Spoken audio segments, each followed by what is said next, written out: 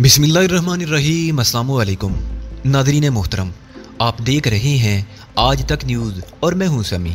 इससे पहले आप इस कहानी की 292 के साथ सुन चुके हैं और अब 293 किस्त मुलाहिज़ा फरमाएं। मैंने उसे बताया कि बुढ़ ने क्या इतलात फराम की हैं। हाँ, उन्हें शाम के अखबारात के जरिए इल्म हुआ होगा कि वो दोनों बच गए हैं, डेविड ने कहा। इससे कबल उन्होंने कैप्टन बेंस की फराम करदा इतलात को दुरुस्त समझ लिया होगा। मादाम कलारा को मुतला कर दिया होगा कि उनका मिशन कामयाब रहा और इस इतला के जरिए के लिए खरगोशों वाला कोड मुकर्रर किया होगा ताकि फोन पर महफूज तरीके से गुफ्तगू हो सके। और इसलिए उन्हें बेंस डिले की तलाश है कि उसने उन्हें गलत मालूमात फराहम क्यों की। लेकिन मसला मादाम कलारा का है, वो कौन है और क्या है। मादाम कलारा का शुमार उन वर्कर्स में होता है जो रेंटल के नजर में खास है। कहने को वो तो औरत है मगर कारकर्दगी में बहुत मर्दों को मात देती है। गुज़िश्ता चंद माह से शी गुराई में वो इंचार्ज है। क्या तुम उसके एड्रेस से वाकिफ हो? नहीं, मेरे लिए तो वो फोन नंबर भी नया है जो मिस्टर बुढ़ ने दिया है, डेविड ने कहा। लेकिन तुम ये क्यों पूछ रहे हो? उससे खतो किताबत करने का इरादा है, मैंने कहा। डेविड मुझे अजीब सी नजरों से देखने लगा। अगर कभी कोई दस्तावेज वगैरह भेजनी हो तो उसके लिए पोस्ट बॉक्स नंबर मखसूस है। मैंने मादाम कलारा का पोस्ट बॉक्स नंबर नोट किया। यह मादाम कलारा के लिए मखसूस नहीं था बल्कि शी गुराई में ईगल के इंचार्ज का मखसूस नंबर था। और चूंकि शी गुराई में यहूदी नवाज हुकूमत थी इसलिए ईगल के एजेंटों को वहां खासी मराहत हासिल थी। उन्हीं में से एक ये भी थी कि उनकी डाक कभी सेंसर नहीं की जाती। नेज़िए के जब भी कोई डाक आती थी उन्हें फौरन इतला कर दी जाती थी। तुमने इस बार तनहा सरगर्म रहने का तहैया कर लिया है? अचानक तहदीब ने कहा। उसके लहजे में शिकायत थी। नहीं तो, मैंने कहा। मैंने बुढ़ से भी तो मदद ली और फिर जनरल टेरेस भी तो भरपूर तरीके से मेरी मदद कर रहा है। अली ग्रुप के तमाम मेंबर हाथ पर हाथ धरे बैठे हैं। उन्हें हमारी आमद की इतला मिल चुकी है और वो हमसे मिलने के लिए बड़ी बेताबी का मुजाहरा कर रहे हैं। तुम देख रही हो सर्च को जाने की फुर्सत नहीं मिल रही। रैंडल है कि वार पर वार किए चला जा रहा है। अगर यही आलम रहा तो वो छा जाएगा। ये तुम कह रहे हो? तहदीब ने हैरत से कहा। तुम्हारी वजह से ईगल को महज चंद घंटों के अंदर अंदर जो नुकसान पहुंचा उसकी तलाफी बरसों तक नहीं होगी। क्या अब भी तुम्हारी तसल्ली नहीं हुई? नहीं तहदीब, मैं उसे नुकसान पहुंचाने का सबब जरूर बनाऊंगा मगर जब तक उसे खुद मेरे हाथों से कोई नुकसान नहीं पहुंचेगा बात नहीं बनेगी। तहदीब ने तफहीमी अंदाज में सर हिलाया। मैं तुम्हारी बात समझ रही हूँ अली, मगर सवाल ये है कि तुमने मुझे क्यों अज़ू मुअत्तल बना रखा है? आज सुबह ही तो तुम रेंडल की कैद से आजाद हुई हो और आज ये शिकवा कर रही हो। एक आध रोज आराम कर लो फिर देखा जाएगा। कल की पूरी रात तुमने जाग कर गुजारी, आज दिन भर एक लम्हे के लिए पलक नहीं झपकाई और मालूम नहीं अभी कब तक सोना नसीब नहीं होगा। जब तुम खुद इतनी बेआरामी से रह रहे हो तो मेरा क्या कसूर है? कोई कसूर नहीं बाबा, मैंने हंस कर कहा। तुम्हारे करने का कोई काम हो या ना हो तुम्हें मसरूफ जरूर रखूंगा। कौन सा ऐसा काम है जो मैं नहीं कर सकती? तहदीब ने बुरा मानकर कहा। जब तुमने बुढ़ से काम ले लिया है तो मुझे क्यों तुम्हारा हाथ बिठाने का हक नहीं? तुम यूं करो कि अली ग्रुप के अरकान को हैंडल करो, मैंने कहा। किसी को शी गुराई भेजकर मादाम कलारा के बारे में मालूमात हासिल कराओ। जब यहाँ मेरे लिए कोई काम ही नहीं है तो मैं खुद ही क्यों ना चली जाऊं? ठीक है, मैंने इस बात में सारी लाया। तुम खुद चली जाओ, ये ज्यादा मुनासिब रहेगा। हमें इंतहाई बरक रफ्तारी का मुजाहरा करना है। तुम्हारी तजवीज मुझे पसंद आई, लेकिन इस वक्त जरा दकीता से निमट लें। कैथी बरोन ने दरवाजे की हजमी कुफल में चाबी घुमाई और ताला खुल गया। कफल में चाबी निकालकर वो खुद पीछे हट गई और तहदीब आगे बढ़ी। उसने हैंडल घुमाकर दरवाजा खोला मगर उस मुख्तसर से कमरे के अंदर दाखिल नहीं हुई जिसमें नकीता को कैद किया गया था। ये कमरा टेरेस महल के तय खाने में वाक़ई था और नकीता को मेरी सिफारिश पर उस कमरे में जगह दी गई थी। मैं और कैथी बरोन पीछे खड़े थे और तहदीब आगे थी। उसने दरवाजा पूरा नहीं खोला था। नीम दरवाजे से कमरे के अंदर पड़ा हुआ बेड नजर आ रहा था जो खाली था। दीवार के साथ रखी हुई कद आदम चौबी अलमारी दिखाई दे रही थी जिसके पट बंद थे। अलमारी के साथ ही कुर्सी रखी हुई थी जो इस कमरे की वाहिद कुर्सी थी। कमरे में सब कुछ था मगर नकीता नहीं थी। मुलिका बाथरूम का दरवाजा अगर बंद होता तो सोचा जा सकता था कि वो बाथरूम में छुप गई हो, लेकिन ऐसा नहीं था। कैथी बरोन ने मेरी तरफ देखा जबकि मेरी तमाम तर तवज्जो तहदीब पर और तहदीब की कमरे की तरफ थी। आगे रहना उसकी ख्वाहिश थी जिसे मैंने रद्द नहीं किया था। तहदीब ने चंद लम्हे तवक्कुफ करने के बाद दरवाजा थोड़ा सा और वाक किया मगर अब भी नकीता नजर नहीं आई। शायद वो दरवाजे के अकब में थी ताकि अंदर दाखिल होने पर बेखबरी में वो हमला कर सके। तहदीब ने दरवाजे पर होले से दस्तक दी मगर उसका भी कोई रद्द अमल जाहिर नहीं हुआ। कैथी बरोन ने दोबारा मुजरिबाना अंदाज में मेरी तरफ देखा और मैंने उसका शाना होले से थपथपा कर उसे पुरसुकून रहने का इशारा किया। दस्तक का कोई जवाब ना मिलने पर तहदीब झपट कर कमरे के अंदर दाखिल हो गई ताकि दरवाजे के अगब से किए जाने वाले हमले से मौसर तौर पर निमट सके, लेकिन उस पर हमला नहीं हुआ। बरगिरफ्तारी से अंदर दाखिल होने के साथ साथ तहदीब ने अपना रुख बदला था और कमरे के अंदर दाखिल होने के बाद वो बड़ी फुर्ती से दरवाजे की तरफ मुड़ गई थी, लेकिन उसके चेहरे के तासरात से साफ जाहिर था कि दरवाजे के अकब में कोई नहीं है। फिर नकीता कहाँ गई? तहदीब बहुत तेजी से घूमी और उसकी नजरों ने उस एक लम्हे के अंदर अंदर कमरे का चप्पा चप्पा छान मारा, लेकिन इस बार भी नकीता उसे नजर नहीं आई। वह और कैथी ब्राउन अपनी अपनी जगह जमे खड़े थे। तहदीब का ज़हन इस वक्त यकीनन बड़ी बर्क रफ्तारी से काम कर रहा होगा। कमरे में नकीता को मौजूद ना पाकर उसका ख्याल सबसे पहले बेड की तरफ मबजूल हुआ था और उसने बेड के किनारे फर्श से लटकी हुई चादर हटाकर बेड के नीचे झांका था और ठीक उसी वक्त कैथी ब्राउन ने बड़ी मजबूती से मेरा हाथ थाम लिया। वो मेरी तवज्जो अलमारी की तरफ मबजूल कराना चाहती थी जिसका पट खुलता नजर आ रहा था और उसमें से नकीता बरामद हुई थी। इस वक्त तहदीब की पुश्त नकीता की तरफ थी और वो बेड के नीचे झांकने के बाद उठ रही थी। ये मंजर देखकर एक लम्हे को मैं खुद भी मुस्तरब हो गया, मगर मैंने तेजी से अपनी कैफियत पर काबू पा लिया। तहदीब को गालिबन किसी गड़बड़ का एहसास हो गया था, इसलिए उसने उठते उठते पलटने की कोशिश की थी, मगर इतनी देर में नकीता उस पर हमला कर चुकी थी। नकीता ने तहदीब पर खड़ी हथेली का वार किया था। वो तहदीब की गर्दन को निशाना बनाना चाहती थी, लेकिन उसका निशाना जरा सा चूक गया और उसका भरपूर हाथ तहदीब के शाने पर पड़ा। निशाना चूकने में तहदीब की खुर्ती को भी दखल था। नकीता का निशाना चूकने के बावजूद शाने पर पड़ने वाले हाथ ने तहदीब को लड़खड़ाकर बेड पर गिरने पर मजबूर कर दिया। नकीता ने बड़ी तेजी से उस पर छलांग लगाई, लेकिन तहदीब ने बेड पर गिरते ही लोट लगाई, वरना वो नकीता की जद में आ गई होती। तहदीब उछलकर बेड से नीचे आ गई। अगर वो चाहती तो नकीता को बेड पर ही छाप सकती थी, उसके पास इतना वक्त था, मगर उसने नकीता से खुलकर मुकाबला करने का फैसला कर लिया था। तहदीब के दोनों हाथ आगे की तरफ फैले हुए थे और निगाहें नकीता पर मरकूज थी, जो शायद ज़हनी तौर पर इतराफी शिकस्त कर चुकी थी। वो उठकर तो बैठ गई थी, लेकिन मुकाबले पर आमादा मालूम नहीं होती थी। आओ, तहदीब गुर्राई, सामने से आकर मुकाबला करो, मैं तुम्हें बताऊं कि तुम कितने पानी में हो। नकीता के अंदाज में कुछ झिझक नजर आई, लेकिन फिर वो उठ खड़ी हुई, मगर उसके अंदाज से लगता नहीं था कि वो तहदीब से मुकाबला करेगी। उसके हर अंदाज से शिकस्त खुर्दगी जाहिर हो रही थी। नहीं, अचानक नकीता ने कहा, मैं तुमसे मुकाबला नहीं कर सकती, लेकिन छुप कर हमला कर सकती हूँ। तहदीब ने नफरत से कहा, यहूदी कौम है ही धोखेबाज। मुझे अफसोस है कि मैंने तुम पर धोखे से हमला किया, नकीता ने कहा, और जुमला खत्म होते ही अचानक दोबारा तहदीब पर झपट पड़ी। तहदीब की पुश्त मेरी तरफ थी, इसलिए मैं उसके चेहरे के तासरात नहीं देख सका, लेकिन ये अंदाजा करना कि उसकी निगाह नकीता पर से हट गई होगी और नकीता उसे गाफिल समझकर उस पर झपट पड़ी होगी। मगर तहदीब के रद्द अमल से जाहिर होता था कि नकीता ने फाश गलती की थी, उसका खुमियाजा उसे भुगतना पड़ा। तहदीब गाफिल नहीं थी, वो बड़ी फुर्ती से एक तरफ हटी। नकीता अपनी जोंक में आगे निकली तो पुश से तहदीब ने उसकी कमर पर एक जोरदार लात जमा दी। नकीता ने संभलने की कोशिश बहुत की, मगर लड़खड़ाती हुई कमरे से बाहर आ गिरी। वह एक कदम आगे बढ़कर झुका और नकीता को बालों से पकड़कर बड़ी बेदर्दी से उठाया। नकीता पर शायद जुनून का दौरा पड़ चुका था, इसलिए कि उसने मुझसे भी लिपट पड़ने की कोशिश की थी, मगर मैंने दूसरे हाथ से उसके मुंह पर एक जोरदार थप्पड़ रसीद किया। नकीता का मुंह घूम गया और वो उछलकर दरवाजे की चौखट से टकराई, फिर जमीन पर गिर पड़ी। मेरे एक ही थप्पड़ से उसकी जनूनी कैफियत हवा हो गई थी। उठो नकीता, मैंने सर्द लहजे में कहा, और एक बार फिर तहदीब को धोखा देकर उस पर हमला करने की कोशिश करो। नकीता ने सर उठाकर मेरी तरफ देखा। उसके चेहरे की सफेद नरमो नाजुक जिल्द पर मेरी 5 उंगलियों के निशानात बन गए थे और उसके होंठों से खून की एक पतली सी लकीर बहकर उसकी ठोड़ी की तरफ आ रही थी। तुमने मेरे ऊपर हाथ उठाया अली? नकीता ने भराई हुई आवाज में कहा। उसकी आंखों में आंसू तैर रहे थे। हाँ, अली ने तुम पर हाथ उठाया है तो इसमें क्या खास बात होगी? तहदीब ने कमरे से बाहर आते हुए कहा। मुझे गौर से देखो अली, मैं तुम्हारा आइडियल हूँ, नकीता ने कहा। यूं महसूस हो रहा था जैसे उसने तहदीब का जुमला सुना ही ना हो। मैं वही चेहरा हूँ जो तुम्हें 14वीं के चांद में नजर आया करता था। यही तो मुसीबत होगी, तहदीब ने तंदिया लहजे में कहा। अली को अब चांद में कुछ भी नजर नहीं आता, इसलिए हमने फैसला किया है कि तुम्हें चांद की तरफ वापस रवाना कर दिया जाए। नकीता ने तहदीब की तरफ जिन नजरों से देखा उसे अल्फाज में बयान करना बहुत मुश्किल है। उस एक निगाह में गुस्सा भी था और बेबसी भी थी, कहर भी था और रकाबत भी थी, हसद भी था और एहसास महरूमी भी। मुझे गौर से देखो नकीता, मैं वो शख्स हूँ जिसने तुम्हें क्लीन बोल्ड किया है।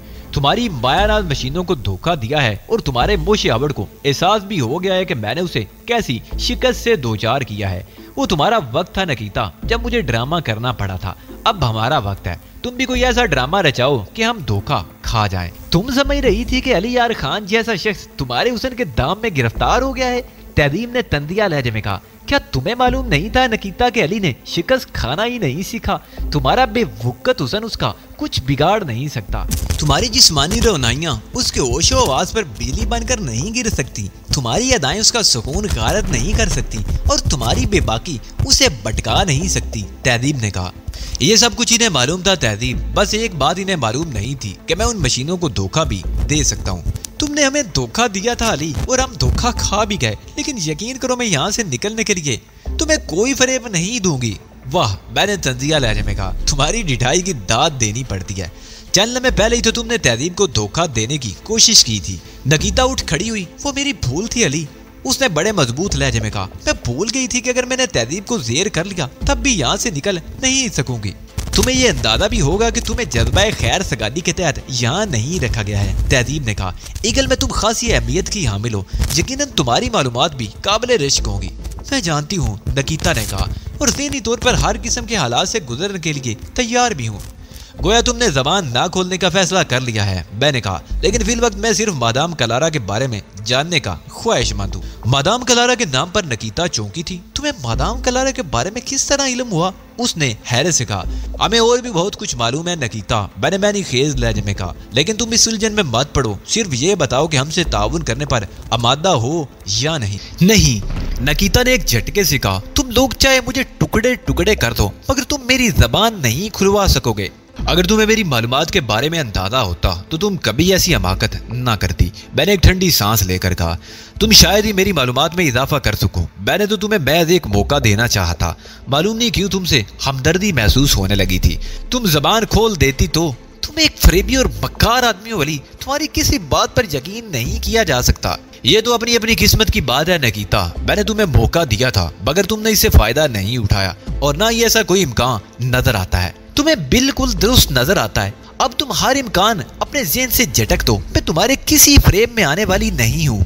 मैंने तहजीब और कहती बरोन की तरफ देखा। अब क्या किया जाए? तुम लोग तो कह रही थी कि नकीता को बेवकूफ बनाकर इससे बहुत कुछ चुगलवाया जा सकता है। यहाँ तो तुम्हारी समाज में नुक्स पैदा हो गया है या फिर यादाश्त कमजोर हो गई है। तहजीब ने कहा, मैंने बेवकूफ बनाने को नहीं, रोस्ट बनाने को कहा था। ओह, और मैंने टोस्ट बनाने को कहा था। कहती क्यों पीछे रहती? अगर कहो तो टोस्टर का बंदोबस्त करूं? क्या ख्याल है? मैंने नकीता की तरफ देखा। रोस्ट बनना पसंद करोगी या टोस्ट? बेवकूफ बनने से तो तुमने इनकार कर दिया है। नकीता के चेहरे पर कर्ब के आसार नजर आए। मुझे नहीं मालूम था कि तुम बेबस लोगों का मजाक भाई उड़ा सकते हो। अभी तो तुम किसी भी सूरत जबान ना खोलने का अज़म का इजहार कर रही थी और अब तुमने खुद पर मजलूमियत तारी कर ली। मैंने हैरत से कहा, मैंने खुद पर मजलूमियत तारी नहीं की, बल्कि ये तुम्हारे सफाक तर्द अमल पर मेरा रद्द अमल था। कमाल है, जिन लोगों ने लाखों फलस्तीनियों को बेघर कर दिया उनसे दूसरों के दो जुमले भी बर्दाश्त नहीं होते। तुम फलस्तीनियों के ठेकेदार नहीं हो, ना ही फलस्तीन से तुम्हारा कोई ताल्लुक है। नकीता ने गुस्सीले लहजे में कहा, बल्कि तुम तो अरब भी नहीं हो। जिस तरह मैं अरब नहीं हूँ उसी तरह तुम भी इसराइल नहीं, बल्कि कोई भी इसराइली नहीं है। क्या मजहबी रिश्ता सिर्फ यहूदियों के लिए मखसूस है? दुनिया भर के यहूदी मिलकर इसराइल के कयाम और उसकी मजबूती के लिए काम कर रहे हैं, लेकिन हैरत की बात है कि उनसे एक गैर अरब बर्दाश्त नहीं हो रहा। हालांकि बात बराबर की है, फलस्तीनियों से मेरा भी दीनी रिश्ता है। जबकि एक रिश्ते को तुम लोग अपने लिए जायज करार दे सकते हो तो दूसरे के लिए उसे किस तरह नाजायज कहोगे? तुम ख्वाह मुखा वक्त बर्बाद कर रहे हो अली। तहजीब ने कहा, अगर ये मादाम कलारा के बारे में नहीं बताती तो इसका किस्सा खत्म करो। नहीं तहजीब, मैं इसका किस्सा खत्म नहीं करूंगा। अगर ऐसा हुआ तो इसराइल पर एक यहूदी की कुर्बानी का इजाफा हो जाएगा और मैं किसी यहूदी को ये सआदत नहीं बख्शना चाहता। अलबत्ता मैंने खामोश होकर नकीता के चेहरे की तरफ देखा। अलबत्ता अगर नकीता के ये हुसैन चेहरा दागदार हो गया तो मुझे खुद भी इसका अफसोस होगा। मैंने आज तक किसी ऐसे शख्स को तवील जिंदगी पाते नहीं देखा जिसने मोशे आवड़ की दुश्मनी मोल ली हो। नकीता ने दांत पीस कर कहा, अपनी दानिश में तो तुम्हारे मोशे आवड़ ने आज सुबह ही मुझे खत्म कर दिया था, लेकिन शायद तुम नहीं जानती कि हम मुसलमानों के अकायद के मुताबिक जिंदगी और मौत सिर्फ अल्लाह के इख्तियार में है। लिहाजा उस तरफ से तो बिल्कुल ही बेफिक्र रहो। लेकिन अल्लाह ने चाहा तो अब तुम लोगों का वक्त बहुत करीब आ गया है। मोशी आवड़ को मैं अनकरीब मुंह तोड़ जवाब देने वाला हूँ, लेकिन तुम्हारा मामला मैं तहजीब पर छोड़ता हूँ। तुम्हारे साथ वो जो भी सलूक करे उसकी मर्जी है। बेंसडेले नशे में धुत हो रहा था। गुज़िश्ता 1 घंटे से मैं उसके साथ था और उसे यकीन दिलाने की कोशिश कर रहा था कि उससे हासिल होने वाली मालूमात सीगाए राज में रहेंगी। 3 साल पहले मुझे मुलाजमत से निकाल दिया गया था। बेंसडेले ने लड़खड़ाती हुई आवाज में कहा, अब मुझे गिरफ्तार क्यों किया गया है? मैंने अपना सर पीट लिया। ये सवाल उसने बीसियों से किया था। मेरी समझ में नहीं आता था कि तुम्हें शराब क्यों पिलाई गई है। मैंने झुंझला कर कहा, अब तुम इस काबिल भी नहीं रहे कि कुछ समझ बूझ सको। नहीं, ठहरो। बेंस ने हाथ उठाकर कहा। वो कुछ कहने की कोशिश कर रहा था। ठीक है, मैंने तुम्हारी बात पर यकीन कर लिया। मुझे गिरफ्तार नहीं किया गया है। अगर ऐसा होता तो मुझे शराब क्यों फराम की जाती? शुक्र है। मैंने एक तवील सांस ली। बात तुम्हारी समझ में तो आई। अब मुझे ये बताओ कि जिस इल्जाम में तुम्हें मुलाजमत से निकाला गया था उसमें किस हद तक सदाकत थी? तुम ये बात क्यों पूछ रहे हो? बेंस ने भड़क कर कहा। यकीनन मेरे खिलाफ कोई गहरी साजिश हो रही है। मुझे गौर से देखो बेंस, मैं तुम्हारे मेकअप में हूँ। मुल्क के कुछ दुश्मन मेरे पीछे पड़े हुए हैं। उनसे नबरदार मां होने के लिए मैंने तुम्हारा इंतखाब किया है। क्या तुम ये पसंद नहीं करोगे कि अपने मुल्क के काम आओ? जरूर पसंद करूंगा, मगर उसके इवज मुझे क्या मिलेगा? तुम्हें मुलाजमत पर बहाल कर दिया जाएगा। मैंने बेसख्त कहा, लेकिन उसके लिए तुम्हें न सिर्फ मुझसे ताउन करना पड़ेगा बल्कि आइंदा के लिए साफ सुथरी जिंदगी गुजारने का वादा भी करना पड़ेगा। मुझे मंजूर है, बेंस ने खुश होकर कहा, मगर मैं शराब नोशी नहीं छोड़ सकता। ये मेरी कमजोरी है। और अयाशी, मैंने सवालिया अंदाज में कहा, मैंने सुना है लड़कियां तुम्हारी कमजोरी हैं। ये उस वक्त की बात है जब मैं मुलाजमत में था और ऊपर की आमदनी भी अच्छी खासी हो जाती थी। लड़कियां खुद परवाना वार मुझ पर गिरती थी। लेकिन जब मुलाजमत छूटी और मेरा हाथ जरा तंग होना शुरू हुआ तो यके बाद दीगरे उन सब ने मुझसे मुंह मोड़ लिया। अब मैं हूँ और मेरी तन्हाई है। गुज़र औकात करने के लिए मजदूरी करना पड़ती है। मुझ पर लड़कियों की हकीकत मुनकशिफ हो चुकी है। अब अपने हालात सुधरते ही मैं शादी कर लूंगा। मुझे मालूम हो गया है कि मुलाजमत कितनी आम चीज होती है। वो नशे में था और उसकी बात पर यकीन करना आसान नहीं था, मगर मैंने यकीन कर लिया। ठोकर खाने के बाद आदमी के संभलने के इम्कानात रोशन हो जाते हैं। तुमने बताया नहीं कि जिस इल्जाम में तुम्हें बरतरफ किया गया था उसमें किस हद तक सदाकत थी? मैंने कहा, मुझ पर रिश्वत सितानी का इल्जाम था। बेंस ने हंस कर कहा, लेकिन मैं अकेला ही तो रिश्वत नहीं खा रहा था, अपने अफसरान को भी खिला रहा था। और फिर महकमे में ऐसा कौन पारसा है जो सिर्फ तनख्वाह पर गुजारा कर रहा हो? क्या तुम ये समझते हो कि तुम्हारे अफसरान और साथियों ने तुम्हारे साथ ज्यादती की थी? तुम्हें मुलाजमत से नहीं निकाला जाना चाहिए था? बेंस सोच में पड़ गया, फिर झिझकते हुए बोला, नहीं, मैं ऐसा नहीं समझता। क्या इसलिए कि तुम्हारे साथ ये असल मामले को सामने नहीं लाए थे? मैंने बेंसडेले की आंखों में देखते हुए कहा और वो बुरी तरह चौंक पड़ा। कौन सा असल मामला? बेंसडेले ने बुखला कर पूछा। उसका नशा हरन होता हुआ महसूस हो रहा था। कुछ नहीं, मैंने बेपरवाही से कहा। जो कुछ मुझे मालूम हुआ तो उसकी तस्दीक करना चाह रहा था। सुना है तुम्हें फनूने सिपाहगरी से भी दिलचस्पी है? सिर्फ शमशीर जनी से, बेंस ने कहा, मगर तुम्हारी बातें मेरी समझ में नहीं आ रही। मुझे अपना मुस्तकबिल खतरे में नजर आने लगा है। बेफिक्र रहो, मैंने जो वादा किया है उस पर कायम रहूंगा, मैंने कहा, और तुम भी अपनी बात पर कायम रहना, वरना बड़े खसारे में रहोगे। रात 11 बजे के बाद मैं बेंसडेले के अपार्टमेंट में दाखिल हुआ। ये अपार्टमेंट जिस बिल्डिंग में था वो गोटेल के पसमानदा इलाके में वाक़ थी, जहां ज्यादातर गरीब लोगों की रिहाइश थी। 2 मंजिला इस बोसीदा सी बिल्डिंग के आसपास कच्चे पक्के मकानों और तंग गलियों के सिलसिले थे। बिल्डिंग अगरचे लंबे सड़क वाक़ थी, मगर वो सड़क भी किसी स्ट्रीट से ज्यादा चौड़ी नहीं थी। बेंस से मुलाकात के दौरान मैंने उससे बहुत सी मुफीद बातें मालूम कर ली थी जो उसका रोल अदा करने के लिए जरूरी थी। उसके रूप में चूंकि मुझे मोशी आवड़ से उलझना था, लिहाजा उसके बारे में ज्यादा से ज्यादा मालूमात का उसूल अशद जरूरी था। बेंस का अपार्टमेंट महज एक कमरे पर मुश्तमिल था। इस बिल्डिंग में तमाम कमरे ऐसे थे जिनमें बाथरूम तक नहीं था। हर मंजिल पर टॉयलेट और बाथरूम अलहदा से बने हुए थे। यहाँ चूंकि शादीशुदा लोगों का गुजर नहीं था, इसलिए बावर्ची खाने का तस्वुर भी मालूम था। मैंने दरवाजे की कुंडी से झूलता हुआ ताला खोला और कमरे के अंदर दाखिल होकर लाइट जला दी। कमरे के वस्त में एक लंबे तार की मदद से झूलता हुआ 60 वाट का बल्ब रोशन हो गया। मैंने दरवाजा बंद करके अंदर से चुटकी लगाई और उस वायद चारपाई की तरफ बढ़ गया जिस पर एक गंदी सी चादर और मैला सा तकिया नजर आ रहा था। मैं जूतों समेत चारपाई पर लेट गया और जेब से वो कागज निकाल लिया जिस पर डेविड ने कोड लिख कर दिए थे। अब मेरे पास कोड अजबर करने के सिवा कोई काम नहीं था, मगर नींद से लड़ना बहुत मुश्किल साबित हो रहा था। कोई 2 घंटे इसी आलम में गुजर गए। कोड बड़ी हद तक मैंने ज़हन नशीन कर लिए थे। गुज़िश्ता पूरी रात और फिर सारा दिन जागते रहने के बायस अब मेरे लिए आंखें खुली रखना भी 2 बार हो रहा था। मैंने कागज तय करके जेब में रखा और आंखें बंद कर ली। उठकर लाइट ऑफ करने को भी जी नहीं चाह रहा था। कबल इसके कि मैं नींद की मेहरबान आगोश में पहुंचता, दरवाजे पर दस्तक हुई। कौन है? मैंने बुलंद आवाज में पूछा, मगर बाहर से जवाब मिलने की बजाय दरवाजा और जोर से पीटा गया। मैं पूछ रहा हूँ कौन है? मैंने इस बार पहले से भी बुलंद आवाज में पूछा, मगर इस बार भी जवाब नहीं मिला और दरवाजा पहले से भी ज्यादा जोर जोर से पीटा जाने लगा। चारपाई से उठते वक्त मुझ पर झंझलाहट तारी होगी। बेंसडेले के दोस्तों के बारे में मैं कुछ नहीं जानता था। अगर उसके दोस्त इतने ही नामाकूल है तो मेरा यहाँ रहना 2 बार कर देंगे। मैंने दरवाजे की कुंडी खोली और बेसाख्ता पीछे हटने पर मजबूर हो गया। दरवाजे पर बाहर खड़े हुए 2 अफराद स्याह लिबास में मलबूस थे और उनके हाथों में दबे हुए रिवाल्वर साफ नजर आ रहे थे, मगर बाहर रोशनी इतनी नहीं थी कि उनके चेहरे के नकूश नजर आ सकते। उन दोनों ने आहिस्ता आहिस्ता कदम बढ़ाए और दरवाजे में आकर रुक गए। मैंने उन दोनों को पहचान लिया। वो ग्राम और नेल्सन थे और उन दोनों के तेवर बड़े खतरनाक नजर आ रहे थे। ग्राम विल्सन के खतरनाक तेवर देखकर मैंने बेइख्तियार अपने दोनों हाथ उठा दिए। यह अंदाजा करना मुश्किल नहीं था कि उन दोनों में से कोई भी गोली चलाने से दरेग नहीं करेगा। मुझे हाथ उठाते देखकर विल्सन ने मुतमईन अंदाज में सर हिलाया और तेजी से पलटकर दरवाजे की चुटकी लगा दी। हमसे झूठ बोलने वाला बच नहीं सकता मिस्टर बेंस, विल्सन ने चुटकी लगाकर मेरी तरफ देखते हुए कहा। मैंने तुमसे कोई झूठ नहीं बोला मिस्टर विल्सन, मैंने बड़े इत्मीनान से कहा। अगर झूठ ही बोलना होता तो मैं तुम्हें यहाँ नहीं मिल सकता था। तुमने कहा था कि वो दोनों कार बम के धमाके में मारे गए हैं, जबकि मारा जाने वाला शख्स कोई और है और उन दोनों में से एक भी नहीं मर सका। जल्दी में मुझे वही कुछ मालूम हुआ था जो मैंने तुम्हें बताया था, मैंने पुरसुकून लहजे में कहा। ये तो शाम के अखबारात के जरिए मालूम हुआ कि धमाके में सिर्फ कार का ड्राइवर हलाक हुआ था। तुम बकवास कर रही हो, ग्राम गुर्राया। तुमने कहा था कि इग्निशन में चाबी घुमाते ही उन दोनों के पर खचे उड़ गए थे।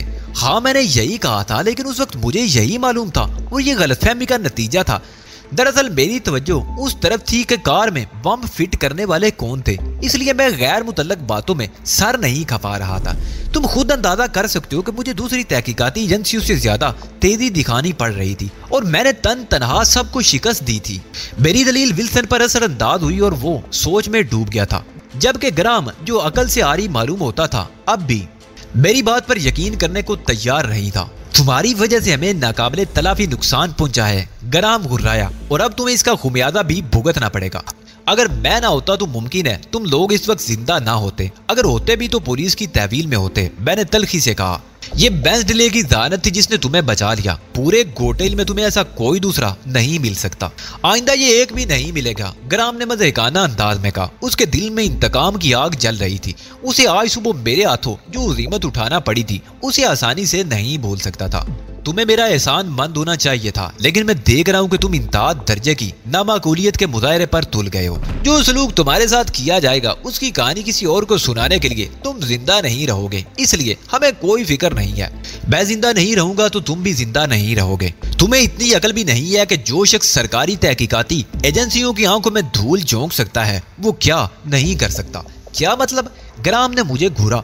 अपनी जिंदगी की आखिरी चंद लम्हों में भी तुम धमकियां देने से बाज नहीं आओगे।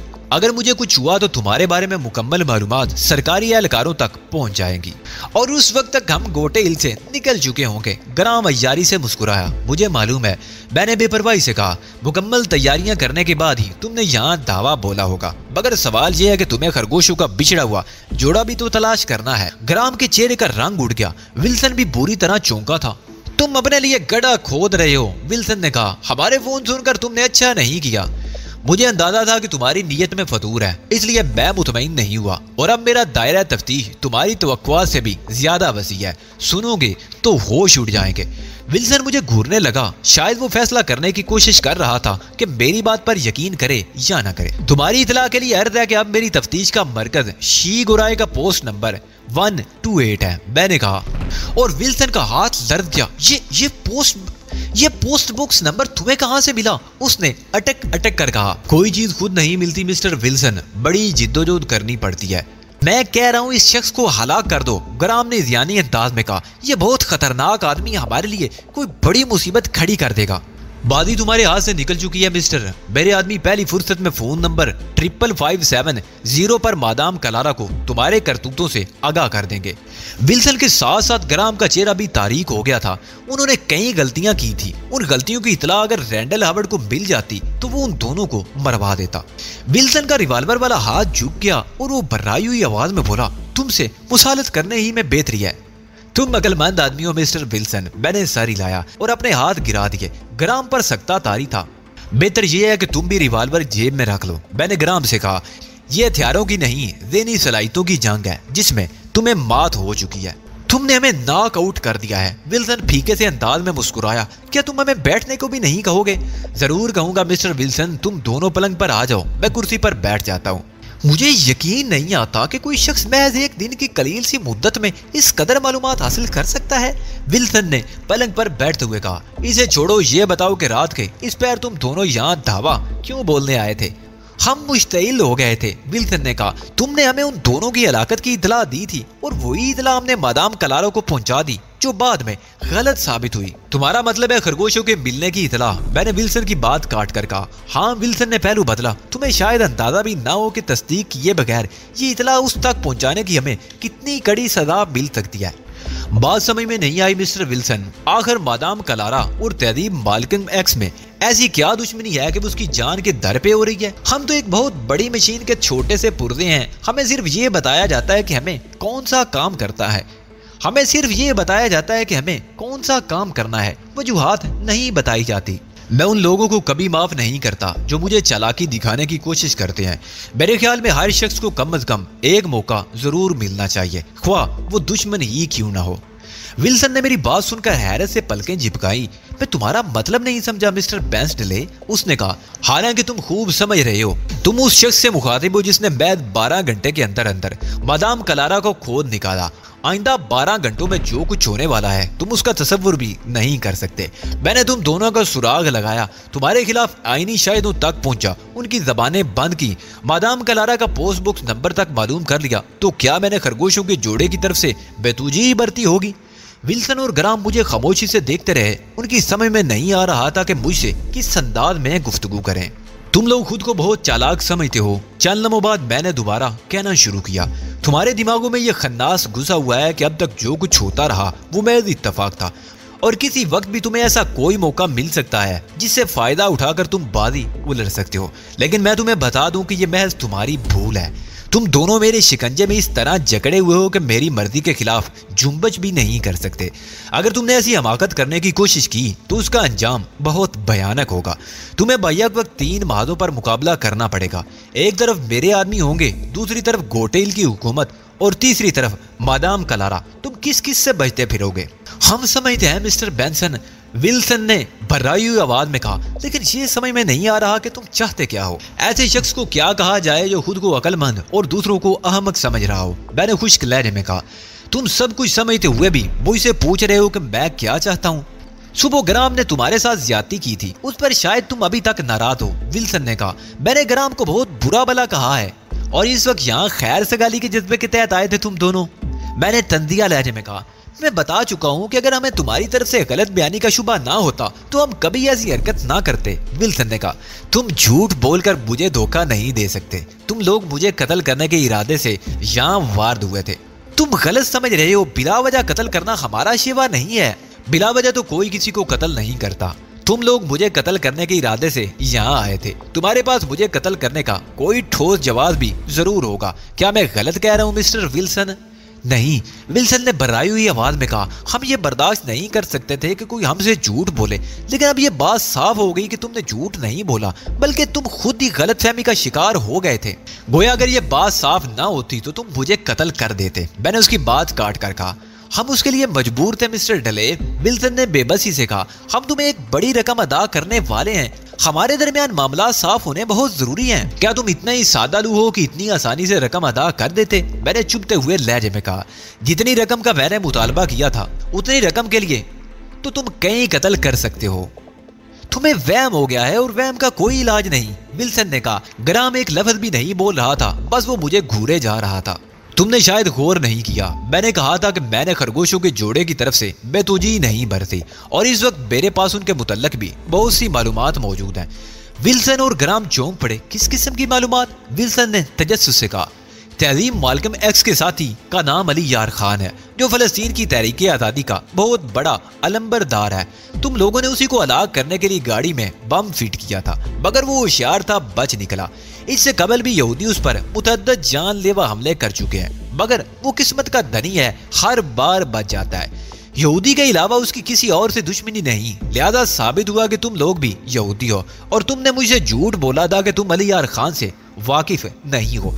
खुद तुम दूसरों से झूठ बोलते हो और दूसरों से तवक्को रखते हो कि वो सब कुछ सच सच तुम्हारे मुंह पर रख दें। फर्ज करो तुम्हारी मालूमात दुरुस्त हैं, हम लोग यहूदी हैं और अली यार खान का कत्ल हमारा मिशन है, तो ये जानकर तुम्हारा रवैया क्या होगा? मेरा रवैया तो कुछ भी नहीं होगा। मैं खुद मुख्तार आदमी हूँ, किसी मिशन का पुर्जा नहीं हूँ। मौका महल देखकर कोई भी फैसला कर सकता हूँ। तो फिर हमारी मदद करो, विल्सन ने मुजरिमाना अंदाज में कहा। तुम्हें तुम्हारी तवक्को से कहीं बढ़कर मुआवजा मिलेगा। तुम्हारा मतलब है अली यार खान को कत्ल करने में तुम्हारी मदद करूं? मैंने विल्सन को गौर से देखते हुए कहा। मेरा भी यही मतलब है, तुम्हें मुआवजा भी अदा कर दिया जाएगा और हम तुम्हारे एहसानमंद भी होंगे। तुमने कोई और काम कहा होता तो मैं सोचे समझे बगैर हामी भर लेता, लेकिन ये मामला बहुत खतरनाक है, मुझे इस पर गौर करना पड़ेगा। जरूर जरूर गौर करो, विल्सन बोला। और ये बात भी ध्यान में रखना, हम तुम्हें इतनी रकम देंगे कि तुम बरसों भी उतनी कमा नहीं सकोगे। जहाँ जिंदगी दाव पर लग रही हो वहाँ रकम सानवी हैसियत इख्तियार कर जाती है। खतरात मोल लिए बगैर तो कुछ भी हासिल नहीं होता, और तुम तो खतरात मोल लेने के आदी मालूम होते हो, बासलाहियत भी हो, और फिर ये मौका क्यों जाया कर रहे हो? मैं खामोश हो गया। वो लोग समझ रहे होंगे कि मैं उनकी पेशकश पर गौर कर रहा था, जबकि दर हकीकत मैं सोच रहा था कि मैंने 24 घंटे की मोहलत तलब की थी और 24 घंटे पूरे होने से कबल मुझे मुतवफ़्फ़ी ड्राइवर के कातलों को उसकी बीवी के सामने पेश कर देना था। मसला ये था कि मैं उन दोनों में से एक को जिंदा रखना चाहता था। वो दोनों ही कातिल थे, लेकिन ग्राम सफाक दरिंदा था। विल्सन में फिर थोड़ी बहुत इंसानियत थी। मैंने फैसला किया कि ग्राम को ही कुर्बानी का बकरा बनाऊंगा। तुम लोगों को अंदाजा नहीं है, मैंने झिझकते हुए कहा, इतना बड़ा काम तनहा मैं नहीं कर सकूंगा। तुम तो कह रहे थे तुम्हारा अपना गिरोह है, तुम अपने गिरोह के लोगों से भी तो मदद ले सकते हो, विल्सन ने कहा। अली यार खान सरकारी मेहमान है और अगर उसके खिलाफ मैंने अपने लोगों से मदद लेने की कोशिश की तो मेरा कोई आदमी मुखबरी भी कर सकता है। जाहिर है वो स्टेट के मेहमान के खिलाफ तो मेरा साथ देने से रहे। वैसे तुम कौन से कानूनी काम कर रहे हो, विल्सन ने कहा। उसके लहजे में तंज था जिसे मैंने यकसर नजरअंदाज कर दिया। छोटी मोटी कानून शिकनी तो सब भी कर लेते हैं, मैंने कहा, और फिर गैर मुल्कियों को लूटना तो हमारे यहाँ वैसे भी कारे सवाब तस्वुर किया जाता है। तो फिर इस मसले का क्या हल होगा, विल्सन ने कहा। तुम खुद तो ज़हनी तौर पर उसे कत्ल करने के लिए तैयार हो ना। बड़े बड़े नामवर यहूदी एजेंट उसके मुकाबले पर न सिर्फ नाकाम हो चुके हैं बल्कि अक्सर व पेशतर अपने अंजाम को भी पहुंच चुके हैं, लेकिन मैं उससे खौफजदा नहीं हूँ। मेरे ख्याल में उसके मुकाबले पर आने वाले तमाम एजेंट अहमक थे और वो सब के सब अपनी गलतियों के सबब मारे गए, वरना दर हकीकत उसे ठिकाने लगाना कोई बहुत मुश्किल काम नहीं है। इतने बड़े बड़े दावे करने के बावजूद भी तुम उससे डर रहे हो। इस वक्त वो टेरेस महल में मुकीम है और जनरल टेरेस का मेहमान है। अगर ये बात ना होती तो मैं तन्हाई उससे निमट लेता। ठीक है मिस्टर ड्रे, विल्सन ने कहा, हम दोनों हर तरह से तुम्हारा साथ देंगे, लेकिन ये ज़हन से निकाल दो कि उससे निमटना आसान होगा। तुम दोनों ने भरपूर तरीके से मेरा साथ दिया तो कोई वजह नहीं है कि हम उस पर काबू ना पा सके। हमें मंजूर है। विल्सन और ग्राम ने बैक आवाज कहा, ठीक है, अब तुम लोग जाओ, सुबह किसी वक्त भी तुम्हारे पास आऊंगा। मुमकिन है उस वक्त तक कोई मंसूबा बनाने में मैं कामयाब हो जाऊं। वो दोनों चले गए और उनके जाने के चंद लम्हे बाद ही दरवाजे पर बूढ़ नमूदार हुआ। तुम जिंदा हो चीफ, बूढ़ ने कहा। मैं तो समझ रहा था कि वो लोग तुम्हारा काम तमाम करके गए हैं, इसलिए कि तुम्हारी तरफ से कोई सिग्नल नहीं मिला था। इसकी नौबत नहीं आई बूढ़, वो लोग वैसे ही काबू में आ गए। तो फिर अब बूढ़ के लिए क्या हुक्म है? सोने की इजाजत है या अब भी उनकी निगरानी जारी रहेगी? वो लोग पूरी तरह मेरे चुंगल में फंस चुके हैं, इसलिए अब उनकी निगरानी करने की जरूरत नहीं रही। ताहम उनके फोन कॉल टेप होने का सिलसिला बदसूर जारी रहना चाहिए। ये कहने की जरूरत नहीं चीफ, उनकी फोन कॉलें तो बहरहाल टेप होती रहेंगी। ठीक है बूढ़, अब मैं चंद घंटे सोना चाहता हूँ, तुम लोगों से सुबह ही मुलाकात होगी। बूढ़ चला गया और उसके जाते ही मैं पलंग पर ढेर हो गया। अब मेरे अंदर मजीद एक लम्हा जागने की भी हिम्मत नहीं थी।